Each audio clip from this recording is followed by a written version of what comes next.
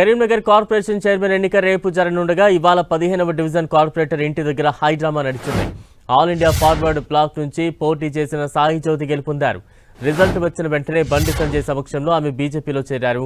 దీంతో మేయర్ పీఠానికి కావలసిన కీలకమైన ఓట్లను సాధించడంలో బీజేపీ సక్సెస్ అయినట్టుగా కనిపించింది.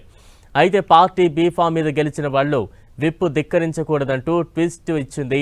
ఆల్ ఇండియా ఫార్వర్డ్ బ్లాక్ నేతలు నిన్న సీఎం రేవంత్ రెడ్డితో భేటీ అయిన ఫార్వర్డ్ బ్లాక్ నేతలు ఇవాళ నేరుగా సాయి జ్యోతి ఇంటికి వెళ్లి విప్పు పత్రాలు అందజేశారు. అయితే ఇదే సమయంలో అక్కడకు బీజేపీ నేతలు రావడం ఉద్రిక్తతలకు దారితీసింది. సాయి జ్యోతితో మాట్లాడించాలంటూ పోలీసులతో బీజేపీ నేతలు వాగ్వాదానికి దిగారు. ఇటు విప్పు పత్రాలు అందుకున్న సాయి జ్యోతి ఫార్వర్డ్ బ్లాక్ క్యాంపుకు వెళ్లిపోయారు. అయితే బీజేపీలో చేరి క్యాంపుకు ఎలా వెళతారంటూ బీజేపీ నేతలు మండిపడుతున్నారు.